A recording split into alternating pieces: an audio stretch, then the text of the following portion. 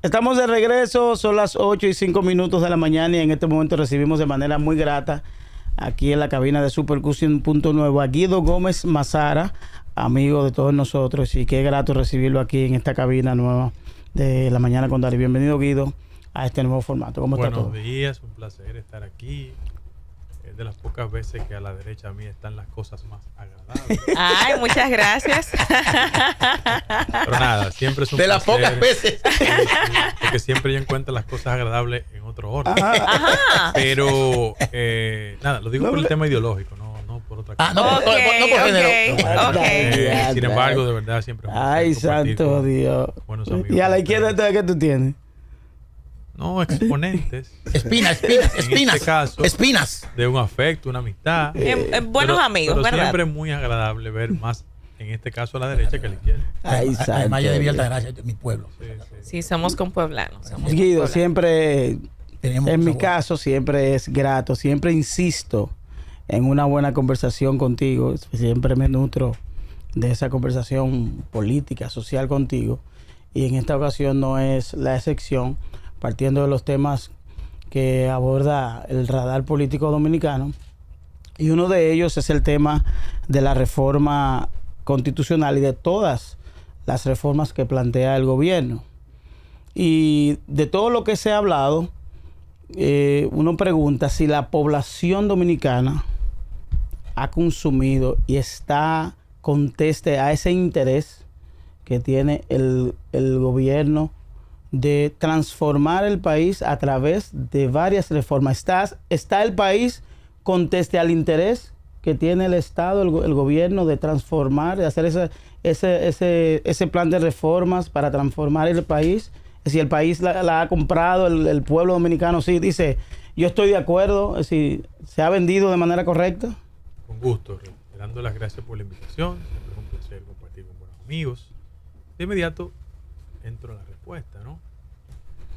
Lo que sí debo iniciar mi conversación con ustedes es sobre el criterio de que es un cuerpo de reforma. Sí. Sí.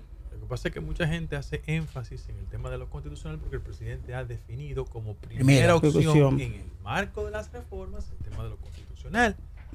Pero yo quiero que ustedes me permitan recordar que hay ámbitos como el laboral, porque nuestro código laboral, la última iniciativa transformadora fue en el año 1992. Correcto. Porque hay un tema de reforma en toda la estructura de la seguridad social, fundamentalmente en el ámbito de las pensiones, y hay que hablar de ellas también. Y hay un aspecto importantísimo que tiene que ver con el código electoral. La estructura electoral dominicana siempre post procesos es motivo de reflexión. La fiscal y la constitucional. Es un cuerpo de iniciativas. En ese mismo orden, yo quiero sostener que aunque es responsabilidad del gobierno institucionalmente hacerla de conocimiento público, todo hasta que no se haga oficial es materia de especulación, de criterios sueltos o de gente que tiene la ventaja de conocer parte del draft y puede emitir consideraciones en esa dirección. Por eso yo animo a que en el interés de diseminar en todos los sectores de la vida nacional ese cuerpo de reformas, desde el momento que sean oficializadas, se designe a un cuerpo de hombres y mujeres en la dirección de orientar a la ciudadanía por las múltiples avenidas de la comunicación del siglo XXI. En lo que concierne al tema de lo constitucional, que es el que tú planteas de inicio, yo debo decir que uno de los elementos que siempre motiva la preocupación es que desde el año 1844 hasta la fecha, de las 39 modificaciones, 35 se han concentrado en el ámbito de lo estrictamente presidencial. Hay un síndrome del presidencialismo en materia de reforma constitucional. Sin embargo, en este caso, el presidente de la República, como ha afirmado su interés en que en el marco de ese ámbito de la reforma no se toquen los temas concernientes a lo que existe en la regla de la Carta Fundamental de 2 periodos consecutivos y para su casa, él quiere insistir de que esa no es la materia. Sobre todas las cosas porque hay suficiente jurisprudencia en el siguiente sentido, de que una vez convocada la reforma, si bien es cierto, el cuerpo legislativo o asamblea tiene la facultad constitucional, es innegable que toda la jurisprudencia ha establecido que consignados los puntos de reforma no pueden ser modificados. Y el Poder Ejecutivo lo que ha dicho es que cuando se inicie esa reforma, el tema de lo presidencial no va a ser abordado. ¿Cuáles son los temas que podemos colocar en este sancocho de reflexión que hacemos? Reitero, todos estamos en el territorio de la especulación. Sin embargo, hay aspectos que la gente siempre pone en consideración. Cuando el presidente habla del candado, que es una figura retórica que él usa, yo debo recordarle a las personas que sin lugar a dudas, como hay ese temor histórico, lo que se ha provocado es la intención de que se discuta un mecanismo mediante el cual nadie a futuro asuma una mayoría electoral como sinónimo de traje a la medida para hacer modificaciones en función de su agenda coyuntural. ¿Por qué? Porque tenemos un dilema en la actual estructura constitucional del país. Y es que una vez usted vota por los legisladores, ellos se deciden a tomar iniciativas y no hay una fuente de consulta. Yo hablo de mecanismos tan importantes y tan democráticos como el referendo a la consulta popular. Reitero, si mañana los legisladores deciden X, ellos no tienen que volver a consultar a la población porque ellos presumen de que el voto popular le dio ese pasaporte gratis. Eso es un aspecto que hay que colocar sobre la mesa. Hay otro aspecto, por ejemplo, que en el marco de las conversaciones la gente está reflexionando sobre ella. Y ya me voy a los aspectos estrictamente electorales. ¿Es importante unificar las elecciones? Lo pongo sobre la mesa. ¿Es importante revisar el método de Hunt? Lo pongo sobre la mesa. Hemos hecho un cálculo elemental de la reciente experiencia en materia del costo de la democracia que eso implica. 8.000 millones de pesos invertimos en ese mismo tenor. Tiene la clase política manifestaciones claras de dar primero ellos el ejemplo para después exigirle a la sociedad sacrificios. Porque en un país donde el barrilito, la gente lo presume como echarle limón en los ojos a las personas, donde existen, oye, exoneraciones ilimitadas. Usted me dijo que usted es de Villa Altagracia. Sí. ¿Qué diablo tiene un diputado de Villa Altagracia? Una exoneración ilimitada, la negocia y se trae un Maserati o un Porsche. No tiene sentido. Eso no tiene sentido. Entonces, yo estoy haciendo un ejercicio de lo... Ni el dinero lo tiene para comprar un Porsche. No, regularmente los negocios. No lo tiene, claro, es para venderla. Entonces, cuando tú comienzas a sumar ese tipo de aspectos y recuerda que, por ejemplo, previo al proceso presidencial, los partidos de oposición hicieron una interpretación de la ley respecto a las cuotas económicas que le tocaba y no obstante el Tribunal Superior Administrativo dictar contrario, el gobierno le giró 3.000 millones de pesos. Entonces, yo lo que creo es que es importante que hagamos una reflexión y nos quitemos los uniformes de militancia partidaria. Porque un instrumento de reforma de cualquier naturaleza es para todos los dominicanos y dominicanas sin importar militancia partidaria. En ese mismo sentido, yo he escuchado el tema laboral. Bueno, nosotros los dominicanos tenemos un gran dilema con el ordenamiento laboral dominicano. Déjeme decirle por qué. Porque hay una discusión alrededor del artículo 80 del Código de Trabajo que establece cuál debe ser la opción, o la cesantía o el seguro de desempleo. Una parte lo sostiene el sector sindical y otra parte lo sostiene el sector empresarial. Frente a eso, en ese ámbito, ¿qué podemos hacer con las MIPYMES? Que las MIPYMES no tienen una sombrilla legal legítima y cada vez que se ha hecho un esfuerzo de reforma donde se incrementan los porcentajes impositivos, lo que tú lanzas es a la informalidad, para que ustedes lo sepan. Solo 14.5% de las MIPYMES están formalizadas. Y las MIPYMES tienen 26% de impuestos en el PIB. Pero además, son las generadoras casi el 50% del empleo nacional.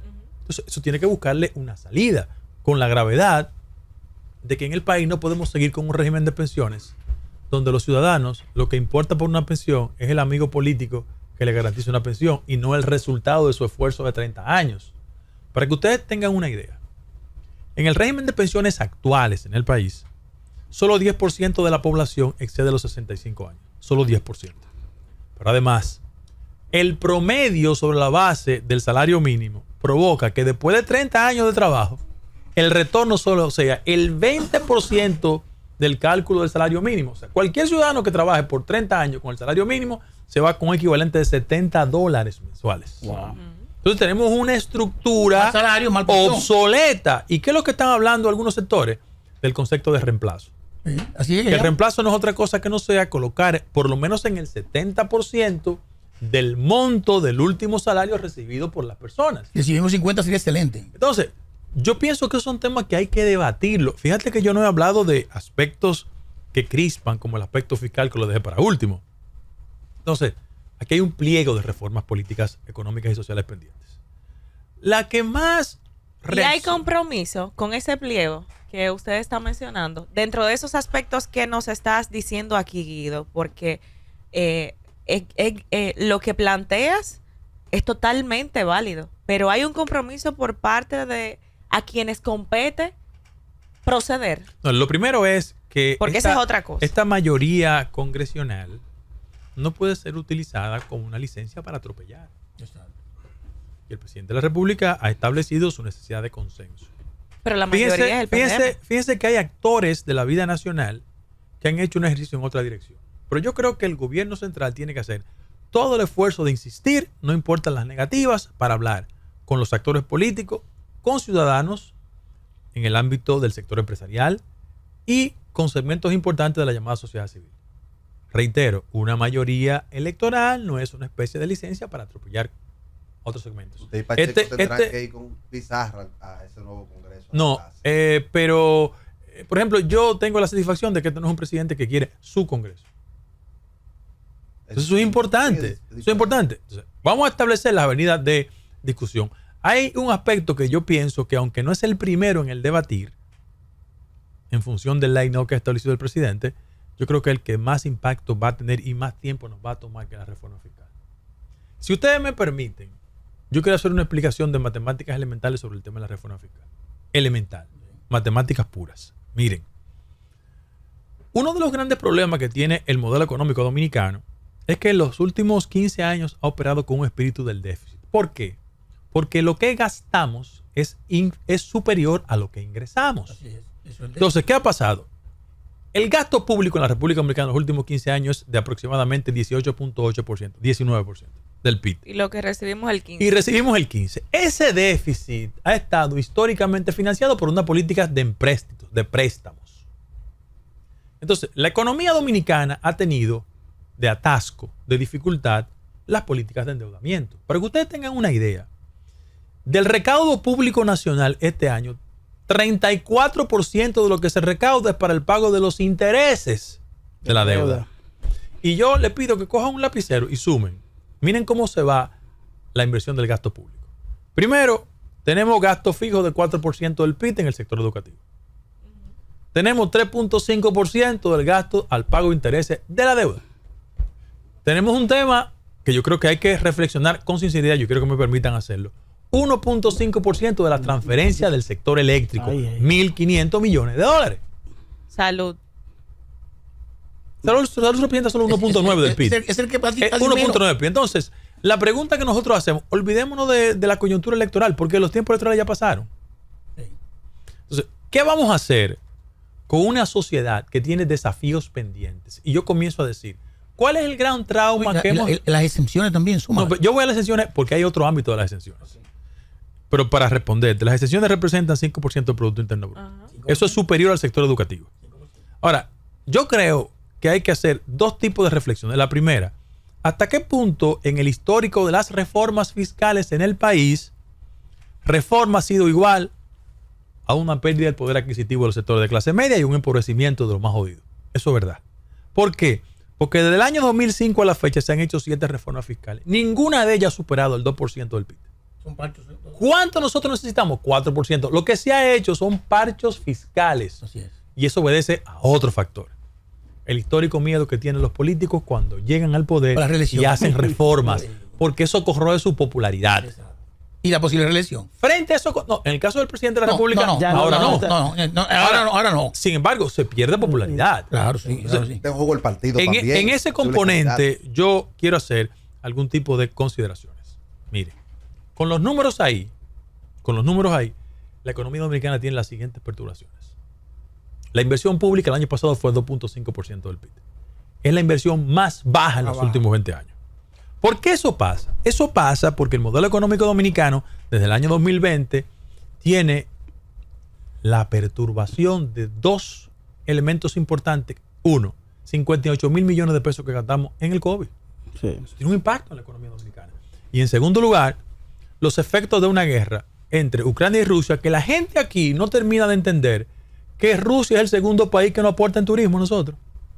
Y en ese mismo orden, Ucrania es el almacén de cereales del mundo. Entonces eso tiene un impacto en la economía dominicana, que es el resultado de fenómenos que nosotros no controlamos. Ahora, ¿qué hacer? ¿Dónde buscamos los aproximadamente 255 mil millones que necesitamos para compensar el déficit? Ahí es donde la puerca retuerce el rabo. ¿Dónde vamos a buscarlo? Hasta ahora en préstamo. No, lo que tenemos que hacer es lo siguiente. Hasta ahora. Generar la sensación a las personas que incremento del recaudo no es sinónimo de disparar las tasas impositivas, porque ahí sí el factor inflacionario Claro. se traduce en hechos ciertos. Claro. Ahora, ¿dónde vamos? ¿Dónde sacamos los recursos para eso? Primer orden, yo quiero decir que Terrero planteó el tema de las exenciones fiscales y yo lo quiero explicar con tranquilidad. Las exenciones fiscales representan 315 mil millones de pesos, es 5% del PIB. ¿Dónde está la mayor fuente de exención? Lo primero, ninguna sociedad en el mundo avanzado sin que en una etapa las exenciones fiscales no garanticen un proceso de transformación de la economía. En este país las exenciones comenzaron post inauguración del gobierno Balaguer en 1968. Y ese fue el periodo, oigan, lo estoy diciendo yo, que no tengo razón porque sea balaguerita ni nada por el estilo. Pero lo quiero decir que el crecimiento de la economía dominicana experimentó entre el año 1968 hasta la crisis del Yom Kippur en 1973 el mayor proceso de crecimiento. Crecieron 12.5%. ¿Por qué? Porque había incentivos, porque la industria azucarera fue beneficiada por las cuotas norteamericanas después de la crisis de Cuba, porque el oro y la bauxita eran importantes, porque aquí llegó Falcon Bridge y llegaron Rosario. Y esa situación potenció el modelo económico dominicano. Claro, vino una crisis. ¿Por qué? Porque en Israel se generó un conflicto, repito, se llama la crisis de Yom Kippur. ¿Y qué hicieron los países de la OPEP? Comenzaron a penalizar a los Estados Unidos y a todos sus aliados, entre ellos República Dominicana. Y ahí vino un disparo. Cuando Balaguer pierde las elecciones, el PIB, en términos de crecimiento de la economía dominicana, había descendido de 12 a 5 puntos. Eso tenía un efecto en los bolsillos de la gente. La gente no solo estaba cansada. Sí, la gente no solo estaba cansada con Balaguer, era que la situación económica iba mal. Entonces, pensemos en el tema de las exenciones. ¿Qué se desarrolló con ese modelo? Inicialmente Zona Franca. Bueno, el sector de Zona Franca en la República Dominicana genera 200.000 empleos directos. El año pasado exportaron 8.000 millones de dólares.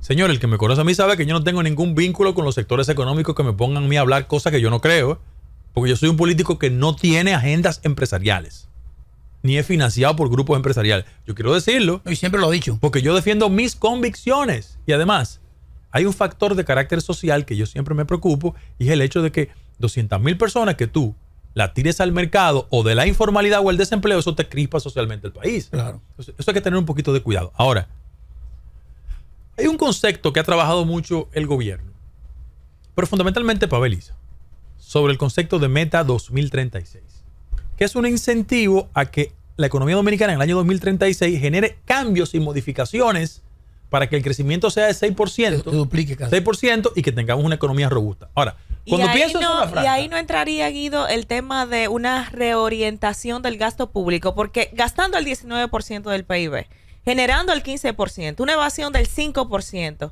no le va a no debe... No, le va a ser Más más alta, más alta. mira, solo en el ITEVI la evasión es 43%. Y en el impuesto de la red 60%. Y los homicidios y los... Es 50 en promedio. Claro. Sí, pero yo te Y puedo los no explicar. regulados. Yo te puedo explicar. Mira lo que pasa. Es que la herramienta de la Zona Franca se quedó en el rezago por dos factores. Hemos sido menos competitivos respecto a algunos países, México fundamentalmente, Centroamérica. Para que tú tengas una idea, hace 20 años la Zona Franca representaba 21% del PIB, ahora solo representan 6%. ¿Cuál es el problema? Que en ese afán de generar un crecimiento de 6% anual, lo que tenemos que hacer es estructurar los modelos de Zona Franca del siglo XXI, que sean modelos tecnológicos, ¿verdad?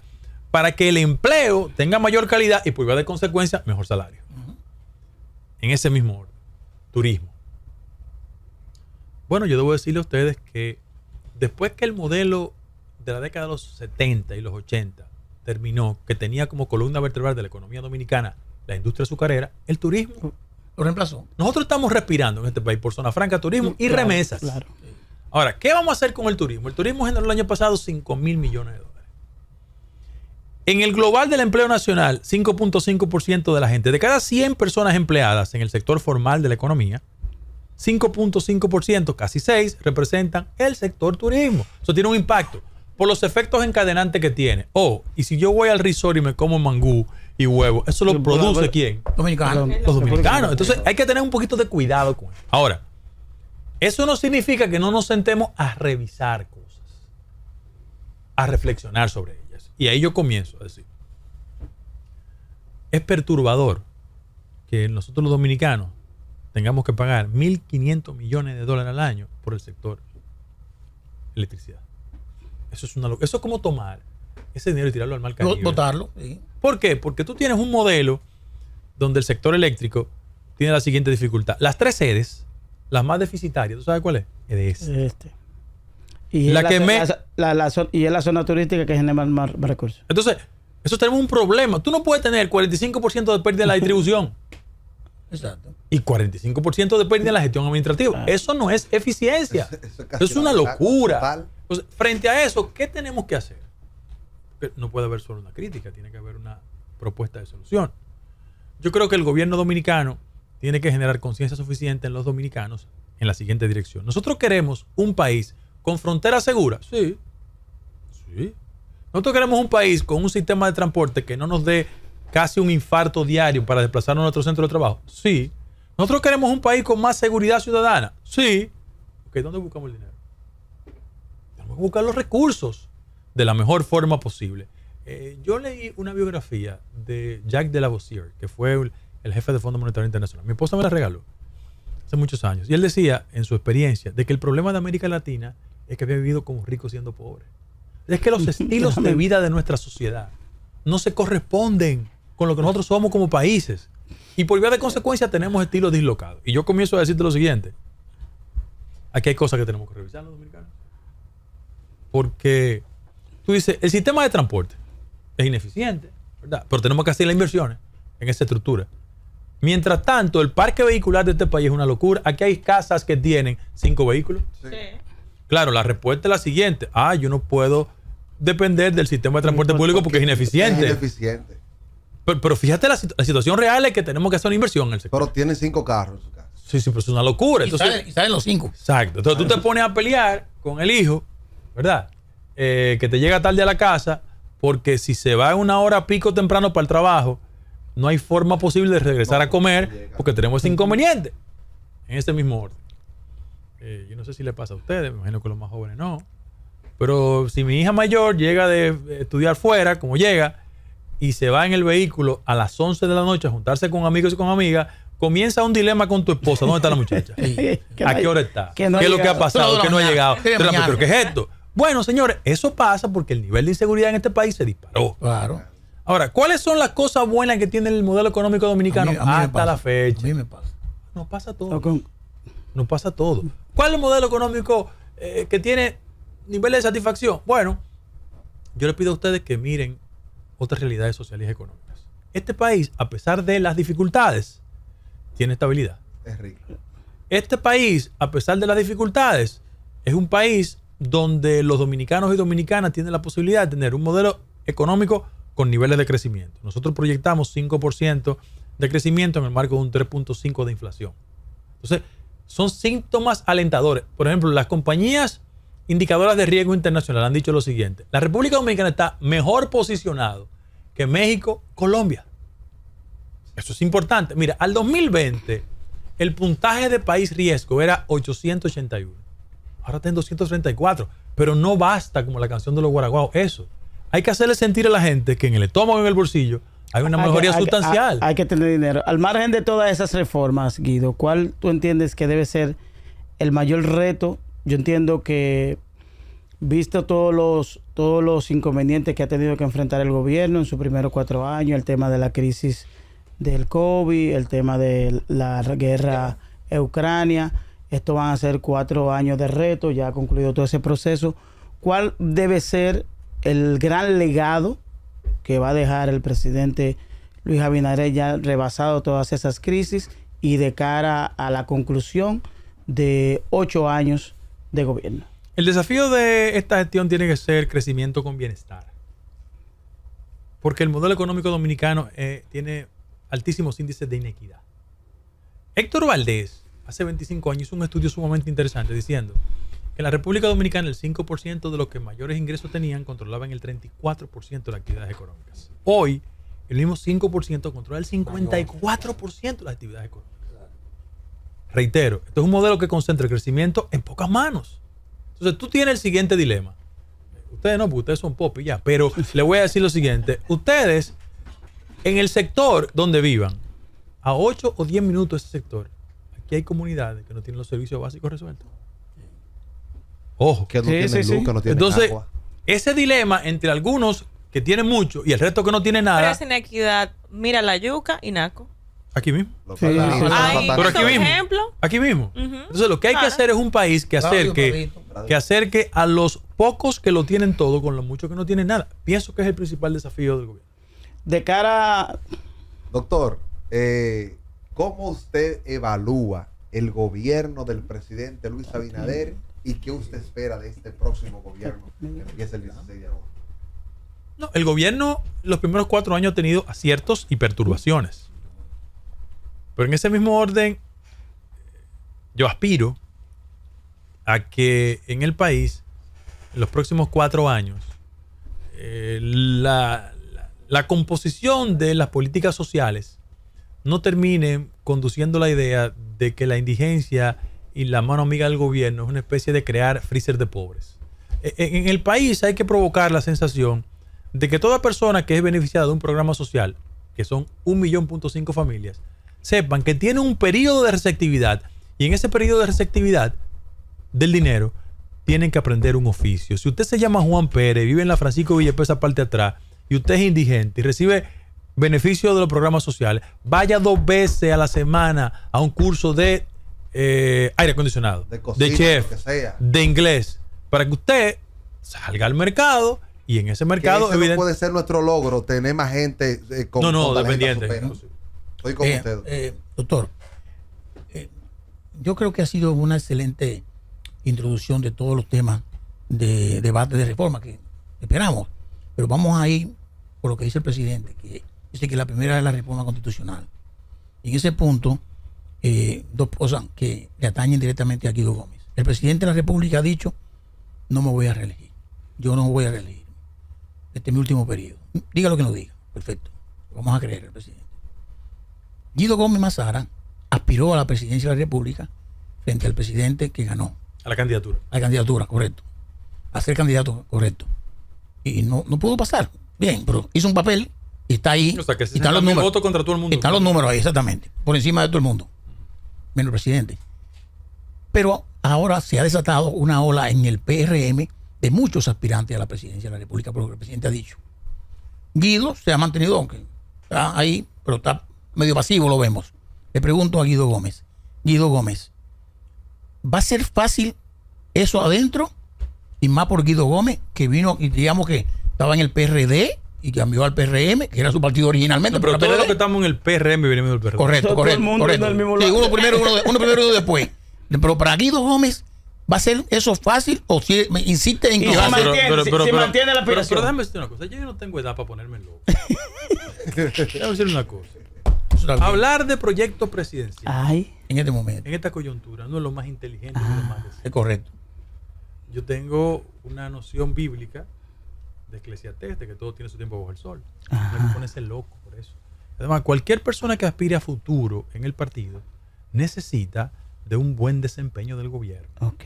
Por eso yo he dicho que lo único que yo voy a hablar ahora es de reforma y de contribuir con que el gobierno lo haga bien. Me parece bien. En ese mismo sentido, yo también le quiero hacer una crítica a ustedes de los medios de comunicación. Ok. La aspiración presidencial tiene que trascender a una agenda estrictamente personal. Ser presidente de la República es una condición singular donde hay requerimientos que son indispensables para ocupar la primera magistratura de la nación. Y aquí en el país hay no puede ser cualquiera. En este país hay un proceso de arrabalización de las aspiraciones. Exactamente. Donde gente que piensa con faltas ortográficas en todos los partidos. ¿Qué piensa? En todos los partidos se presume que porque tienen dinero, nombran gente y 15 periodistas a su servicio, puede ser presidente de la República. Sí. Eso no es así. No es así. La presidencia de la República es un estado de madurez, de ponderación. Experiencia, yo lo digo como ejemplo. Siente aquí a los que aspiran por todos los partidos, y dígale estabilidad macroeconómica, caída en el gasto, inversión extranjera, relaciones con Haití, inequidad social. Sí. Pero ustedes también, los periodistas, es un acto de complicidad, porque son amigos de muchos, lo viven estimulando. Entonces, todo el mundo puede aspirar, pero todo el mundo no tiene condiciones para aspirar. Esa es la verdad. Después de eso deberíamos de pedir. Yo apuesto a Guido, no, pero de verdad que yo no estoy en eso. Yo no estoy en eso. Hablando de presidente, Guido, a mí me gustaría saber si el presidente Luis Abinader te consulta para ver a cuáles ministros dejen sus puestos y a cuáles movería, a quienes tú le sugerirías. Pero él va a ser ministro. También me gustaría saber, porque tú eres un abanderado de la justicia y la transparencia de nuestro país, y justamente vimos que depositaste una denuncia sobre corrupción en los años 2016 y 2020 en Autoridad Portuaria. ¿Qué ha pasado con esa investigación? Y a propósito de eso también, no hemos visto últimamente casos publicados por el Ministerio Público. ¿Ya terminó la investigación de las autoridades pasadas en casos de corrupción? ¿En qué ha quedado eso? Mira, la lucha por la corrupción no se detiene en banderías partidarias ni en coyunturas políticas. La sociedad dominicana tiene que seguir apostando a un proceso de adesentamiento de la vida nacional, sin importar que el imputado sea de un partido o de otro. Es una lucha institucional. En esa misma dirección, yo estoy totalmente en desacuerdo con los acuerdos que se han llegado en la actual coyuntura. Aunque existe un marco institucional, porque el ordenamiento procesal dominicano los permite, la señal que se le está dando a la sociedad es que róbeselo todo y llegue a un acuerdo con el Ministerio Público. A mí no me gusta. Porque el régimen de consecuencias es a mí eso no me gusta. Sobre todo en un modelo donde el 58% de los presos son preventivos, que son pobres y jodidos. Entonces yo no estoy de acuerdo con eso. En ese mismo orden, yo cumplí con mi responsabilidad, no solo el caso de Autoridad Portuaria, otros casos. El de Jean Alain, el de caso lo deposité yo, de forma responsable. Y que la justicia llegue hasta las últimas consecuencias, porque aquí hay gente que cuando la justicia lo está investigando, le sigue los pasos, comienza en una actitud de conchupancia con el gobierno y se hacen simpáticos en los espacios de participación, queriendo ser pro-gubernamental, en interés de creer o de mal creer que porque anda de lisonjero con el gobierno, los procesos de investigación se le van a detener. No, que se llegue hasta las últimas consencias, no importa quién lo haga. La pregunta sobre los ministros que le sugeriría al presidente que muevan. ¿Y quién va a ser el procurador o la procuradora? ¿Quién va a ser? Bueno, este país ha tenido el privilegio de tener a doña Miriam. Sí, pero ya dijo que se va. ¿Se va? Yo tengo la impresión de que ella entiende que su ciclo concluyó en la Procuraduría. Pero es una facultad del presidente de la República. Lo que quiero decir es que después de doña Miriam, una persona sin vínculos partidarios, lo lógico es que se busque una persona en esa dirección. Sí, correcto, eso es lo lógico. Mira, se nos quedó que hay una... La pregunta de los ministros me la he esquivado 2 veces. No, es una facultad del presidente. Sí, pero si te llama el presidente, Guido, consultando eso, ¿qué sugeriría? Pero mire, en términos de la eficiencia. Yo aprendí por la experiencia acumulada de Dari que lo que uno habla con el presidente no se dice. Pasa como el que hace algo con su novia. Eso no se dice. ¿Es así? Mira, hay una buena respuesta. La ultiminga, hay una propuesta de sustituir dentro del marco del Consejo Nacional de la Magistratura, sustituir al Procurador General de la República por el defensor del pueblo. Mira, toda iniciativa tendente a garantizar mayor transparencia en los procesos de elección, yo estoy de acuerdo. Nosotros tenemos un buen defensor del pueblo, que es una persona que hace su labor. No es el incumbente, sino es el espacio institucional. Por la forma en que se elige. Porque el incumbente sale ya el año que viene. Digo, ¿puedes repetir? Dari, yo No, necesito sí, que tú puede me des la oportunidad Ya no de vamos. hacerle una pregunta porque ¿Dónde me le que está venga? enviando un oyente. Ajá.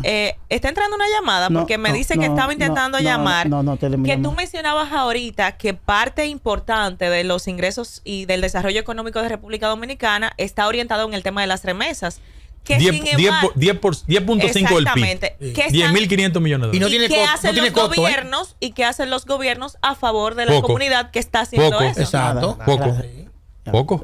Pues con Guido, es Ahí una, está, ahí está. con Guido son 2 horas. Nada. Nada, Poco. no, Por digo decir poco, nada. digo poco. Poco o nada. Gracias a Guido Gómez Mazara, siempre es pedagógica una conversación con Guido porque orienta verdaderamente en torno a todos los temas, como él dice, no todo tiene la capacidad Yo de quiero ser mucho a Guido. candidato Gracias. presidencial. Sí, mi Para mí hermano, siempre, mi por eso hermano. No, pero se buscan unos presupuestos, pone a 4 o 5 plumíferos a escribir. No, aquí pero habla. este país no puede por eso decir. que yo siempre insisto para hablar con él, siempre insisto, porque a mí me interesa siempre tener esta conversación. Gracias, Guido. A ustedes. Vamos a la Muy bien. pausa y vemos en breve mañana con Dari. Esto es La Mañana con Dari.